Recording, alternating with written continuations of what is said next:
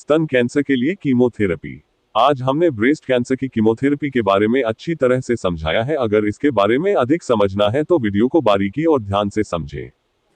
Video को like, comment, share और channel पर नए हो तो चैनल को सब्सक्राइब करें। स्तन कैंसर के लिए कीमोथेरेपी उन तरीकों में से एक है जिनसे स्वास्थ्य सेवा प्रदाता इस स्थिति का इलाज करते हैं। यदि आप स्तन कैंसर की सर्जरी करा रहे हैं तो आपको सर्जरी से पहले और बाद में कीमोथेरेपी मिल सकती है। आपको एक से अधिक प्रकार की कीमोथेरेपी दवाएं प्राप्त हो सकती हैं। ये दवाएं दुष्प्रभाव पैदा करती हैं और आपका ऑन्कोलॉजिस्ट उन्हें प्रबंधित करने में आपकी मदद करेगा। स्तन कैंसर के लिए कीमोथेरेपी क्या है? स्तन कैंसर के लिए कीमोथेरेपी एक सामान्य उपचार है। यह आपके स्तन में या आपके स्तन से फैलने वाली कैंसर कोशिकाओं को मारकर काम करता है। ऑन्कोलॉजिस्ट अक्सर स्तन कैंसर सर्जरी से पहले या बाद में कीमोथेरेपी का उपयोग करते हैं। आपका ऑन्कोलॉजिस्ट एक प्रकार की कीमोथेरेपी दवा का उपयोग कर सकता है, दवाओं को जोड़ सकता है या अन्य उपचारों के साथ कीमोथेरेपी का उपयोग कर सकता है। स्तन कैंसर के लिए कीमोथेरेपी के दुष्प्रभाव होते हैं, जिनमें से कुछ उपचार समाप्त होने के लंबे समय बाद तक विकसित नहीं हो सकते हैं। आपके ऑन्कोलॉजिस्ट के पास तत्काल और अल्पकालिक दुष्प्रभावों को प्रबंधित करने में मदद के लिए उपचार और सिफारिशें होंगी। वे संभावित दीर्घकालिक दुष्प्रभावों के बारे में भी जानकारी साझा करेंगे। स्तन कैंसर के इलाज में कीमोथेरेपी का उपयोग कब किया जाता है? आपको कीमोथेरेपी मिल सकती है। सर्जरी से पहले न्योएडजुवेंट कीमोथेरेपी। सर्जरी से पहले कीमोथेरेपी स्तन कैंसर की ट्यूमर को छोटा कर देती है ताकि आपका सर्जन स्वस्थ स्तन ऊतक को हटाए बिना ट्यूमर को हटा सके। ये ऑन्कोलॉजिस्टों को इस बारे में प्रारंभिक प्रतिक्रिया भी देता है कि विशिष्ट कीमोथेरेपी दवाएं प्रभावी हैं या नहीं। सर्जरी के बाद सहायक कीमोथेरेपी। स्तन कैंसर सर्जरी सभी कैंसर कोशिकाओं को नहीं हटा सकती है क्योंकि कुछ कोशिकाएं सूक्ष्म और परीक्षणों के पता लगाने के लिए बहुत छोटी हो सकती है। सर्जरी के बाद कीमोथेरेपी किसी भी शेष कैंसर कोशिकाओं को मारने में मदद करती है। यह दोबारा होने वाले स्तन कैंसर के खतरे को कम करने में भी मदद करता है।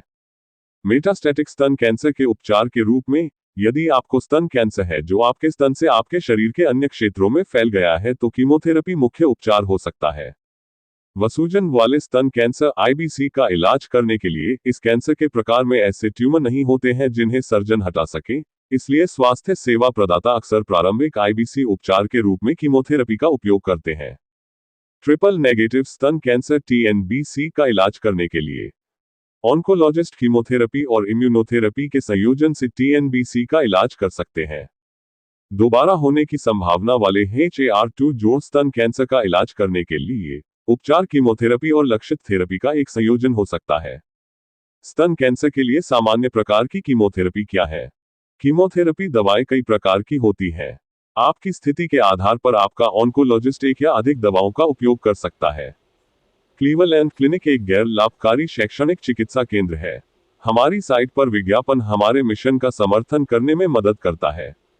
हम गैर क्लीवलैंड क्लिनिक उत्पादों या सेवाओं का समर्थन नहीं करते हैं। स्तन कैंसर के लिए कीमोथेरेपी के दुष्प्रभाव क्या है? आप किस प्रकार की दवाएं लेते हैं और आपको उन्हें कितने समय तक लेने की आवश्यकता है, इसके आधार पर दुष्प्रभाव अलग अलग होते हैं। अधिकांश उपचार समाप्त होने के बाद चले जाते हैं, लेकिन कुछ उपचार के बाद भी हफ्तों या महीनों तक बने रहते हैं। सबसे आम दुष्प्रभाव है कीमोथेरेपी ब्रेन फॉग। उपचार के बाद 6 महीने से 1 साल तक आपको यह दुष्प्रभाव हो सकता है। थकान। उपचार के दौरान और उपचार पूरा होने के बाद 3 से 6 महीने तक आपको बहुत थकान महसूस हो सकती है। मतली और उल्टी। ये दुष्प्रभाव उपचार के दौरान शुरू हो सकता है और उपचार के बाद 2 से 3 सप्ताह तक जारी रह सकता है। अन्य दुष्प्रभावों में शामिल हो सकते हैं गैस्ट्रोइंटेस्टाइनल समस्याएं, कब्ज और दस्त आम दुष्प्रभाव हैं। बालों में परिवर्तन। उपचार के दौरान आपके बाल झड़ सकते हैं और उपचार के बाद बाल फिर से एक अलग रंग में उग सकते हैं। भूख में कमी। इलाज खत्म होने के बाद ज्यादातर लोगों की भूख फिर से शुरू हो जाती है। नाखून और त्वचा में परिवर्तन। आपकी त्वचा शुष्क और खुजलीदार हो सकती है और आपके नाखून भंगुर हो सकते हैं। परिधीय न्यूरोपैथी। आपके हाथों और पैरों में सुन्नता और झुनझुनी जो आमतौर पर इलाज खत्म होने के बाद दूर हो जाती है। स्तन कैंसर के लिए कीमोथेरेपी कैसे दी जाती है? आप कीमोथेरेपी को मुंह से गोली के रूप में या इंजेक्शन या अंतःशिरा जलसेक के रूप में ले सकते हैं जो दवा को आपकी नसों में डालता है। आप किसी अस्पताल या जलसेक केंद्र में उपचार प्राप्त कर सकते हैं। अक्सर स्वास्थ्य सेवा प्रदाता सीधे आपके रक्त प्रवाह में कीमोथेरेपी पहुंचाने के लिए केंद्रीय शिरापरक कैथेटर सीवीसी का उपयोग करते हैं। विभिन्न सीवीसी प्रकार हैं। सेंट्रल लाइन, यह एक लंबी प्लास्टिक ट्यूब होती है जिसे आपके हृदय, गर्दन की नस या बांह की नस के पास डाला जाता है। परिधीय रूप से डाला गया केंद्रीय कैथेटर पीआईसीसी प्रदाता आपकी बांह की नस में पीआईसीसी डालते हैं। कीमोपोर्ट, ये छोटा प्रत्यारोपित उपकरण एक नस से जुड़ा होता है ताकि प्रदाता सुई लगाए बिना सीधे आपके रक्त प्रवाह में कीमोथेरेपी पहुंचा सके। उपचार में कितना समय लगता है? यह आपकी उपचार योजना पर निर्भर करता है। सामान्य तौर पर स्तन कैंसर के लिए कीमोथेरेपी 3 से 6 महीने तक चलती है, लेकिन यह 1 साल तक भी चल सकती है। यहाँ आप क्या उम्मीद कर सकते हैं? आमतौर पर आपको चक्रों में कीमोथेरेपी प्राप्त होगी। अक्सर लोगों के पास कई उपचार चक्र होते हैं। चक्रों में आमतौर पर 2 से 3 उपचार शामिल होते हैं। उपचार चक्र सप्ताह में 1 बार, हर 2 सप्ताह में या हर 3 से 4 सप्ताह में भी हो सकता है। प्रत्येक चक्र के बाद आपको आराम की अवधि मिलेगी ताकि आपका शरीर उपचार से उबर सके। स्तन कैंसर के लिए कीमोथेरेपी से पहले क्या होता है? ऑन्कोलॉजिस्ट और फार्मासिस्ट आपकी स्थिति के अनुसार कीमोथेरेपी तैयार करते हैं। वे खुराक की मात्रा तय करने के लिए स्तन कैंसर के प्रकार और चरण, परीक्षण के परिणाम और आपके बॉडी मास इंडेक्स बीएमआई पर विचार करते हैं। वे बताएंगे कि वे किस कीमोथेरेपी का उपयोग करेंगे और क्यों, और संभावित दुष्प्रभावों पर चर्चा करेंगे। यह अपने ऑन्कोलॉजिस्ट से पूछने का अच्छा समय है कि आप इलाज के लिए तैयार होने के लिए क्या कर सकते हैं। यदि आप अधिकांश लोगों की तरह हैं, तो आपको कई महीनों तक कीमोथेरेपी लेनी पड़ेगी। कई लोग उपचार के दौरान दैनिक गतिविधियां जारी रख सकते हैं। कुछ लोग थक जाते हैं और महत्वपूर्ण दुष्प्रभावों से जूझते हैं। हर कोई अलग है, इसलिए आप क्या उम्मीद कर सकते हैं ये जानने से आपको आगे की योजना बनाने में मदद मिलेगी। उदाहरण के लिए, आपके कीमोथेरेपी उपचार में उपचार के दिनों में कुछ घंटे लग सकते हैं। आप चाहे तो उपचार के बाद 1 या 2 दिन के लिए घर पर अतिरिक्त सहायता की व्यवस्था करें। किसी ऐसे व्यक्ति की व्यवस्था करें जो आपको इलाज के लिए ले आए, आपका साथ दे और आपको घर ले जाए। आरामदायक कपड़े चुनें ताकि आप उपचार सत्र के दौरान जितना संभव हो सके आराम कर सकें। इसी तरह एक तकिया या कंबल लाने पर विचार करें। पढ़ने के लिए कुछ या खेलने के लिए खेल लाएं। यदि आप टैबलेट का उपयोग करते हैं, तो अपने हेडसेट को याद रखें ताकि आप अन्य लोगों को परेशान किए बिना पॉडकास्ट सुन सकें, शो देख सकें या संगीत सुन सकें, जो उसी समय उपचार प्राप्त कर रहे हों। अपने उपचार से 1 दिन पहले अतिरिक्त पानी पीने की योजना बनाएं क्योंकि कीमोथेरेपी निर्जलीकरण कर सकती है। प्रशामक देखभाल के बारे में अपने ऑन्कोलॉजिस्ट से पूछें। प्रशामक देखभाल लोगों को कैंसर के लक्षणों और उपचार के दुष्प्रभावों को प्रबंधित करने में मदद करती है। लेकिन इससे भी अधिक, ये सहायता और कार्यक्रम प्रदान करता है जिनका उपयोग आप स्तन कैंसर के लिए कीमोथेरेपी से गुजरने के दौरान और उपचार समाप्त होने के बाद कर सकते हैं। इलाज के दौरान क्या होता है? जब आप पहुंचेंगे तो एक स्वास्थ्य सेवा प्रदाता आपको दिखाएगा कि आपको कीमोथेरेपी कहां मिलेगी। वह एक छोटे कक्ष में या एक बड़े कमरे में हो सकता है जहां अन्य लोग उपचार प्राप्त कर रहे हो। आपका प्रदाता करेगा। अपने सीवीसी तक पहुंचे या प्रारंभ करें। उपचार के दौरान अपनी जांच करें। शायद ही कभी कीमोथेरेपी दवाएं एक्सट्रावासेशन से लीक हो सकती है। स्वास्थ्य सेवा प्रदाताओं के पास असाधारण स्थिति का प्रबंधन करने के लिए विशेष प्रशिक्षण है और वे स्थिति का ध्यान रखने के लिए शीघ्रता से आगे बढ़ेंगे। उपचार के बाद आपका प्रदाता आईवी लाइन या सीवीसी को सेलाइन घोल से फ्लश कर देगा। वे आपकी बांह या सीवीसी से आईवी हटा देंगे। आपको लगभग 30 मिनट तक वहीं रहना होगा ताकि आपका प्रदाता पुष्टि कर सके कि आपको कोई असामान्य प्रतिक्रिया नहीं हो रही है। स्तन कैंसर के लिए कीमोथेरेपी के बाद क्या होता है? कीमोथेरेपी पूरी करने के बाद आपका ऑन्कोलॉजिस्ट ट्यूमर की जांच करने और अगले चरण तय करने के लिए सीटी स्कैन या एमआरआई जैसे इमेजिंग परीक्षणों का आदेश देगा। उदाहरण के लिए, यदि आपने न्योएडजुवेंट कीमोथेरेपी ली है, तो अगले चरण में ट्यूमर को हटाने के लिए सर्जरी और शेष कैंसर कोशिकाओं को मारने के लिए कीमोथेरेपी हो सकती है। यदि सर्जरी और सर्जरी के बाद कीमोथेरेपी ने कैंसर के लक्षणों और संकेतों को खत्म कर दिया है, तो आपका ऑन्कोलॉजिस्ट नियमित अनुवर्ती जांच और स्क्रीनिंग परीक्षण निर्धारित कर सकता है। स्तन कैंसर के लिए कीमोथेरेपी के क्या फायदे हैं?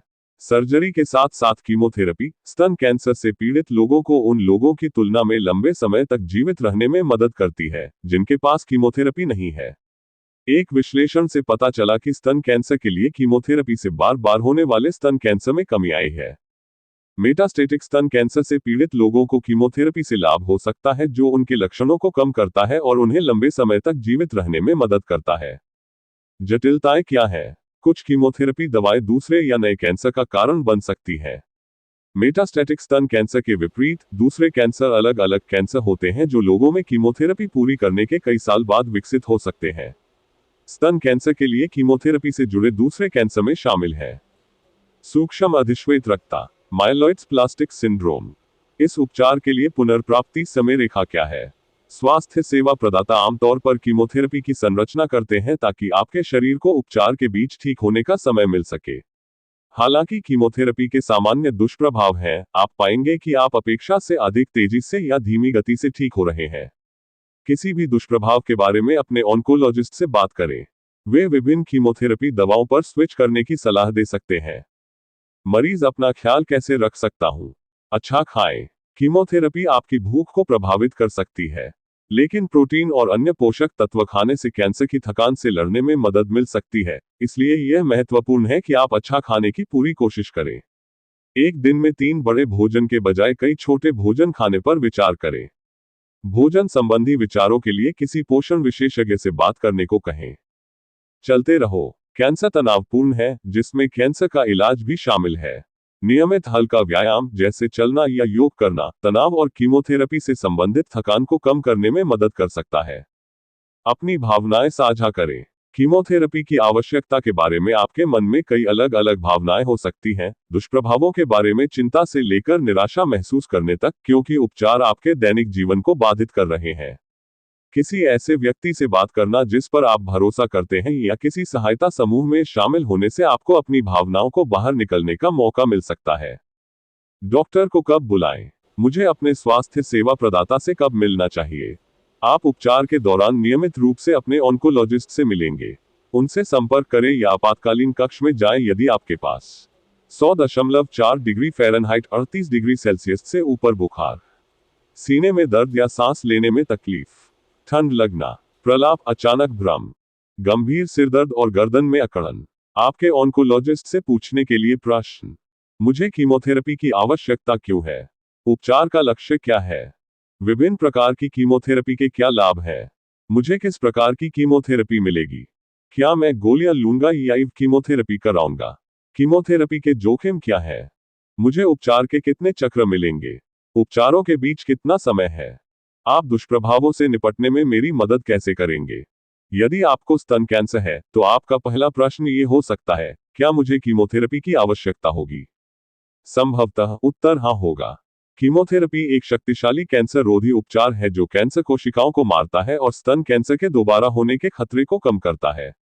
शक्तिशाली उपचारों के चुनौतीपूर्ण दुष्प्रभाव हो सकते हैं। स्तन कैंसर के लिए कीमोथेरेपी कोई अपवाद नहीं है। जैसे ही आप कीमोथेरेपी के लिए तैयारी करते हैं, ये याद रखने की कोशिश करें कि कोई भी आपसे उपचार के माध्यम से शक्ति प्राप्त करने की उम्मीद नहीं करता है। यदि आप चिंतित महसूस कर रहे हैं, तो अपने ऑन्कोलॉजिस्ट से बात करें।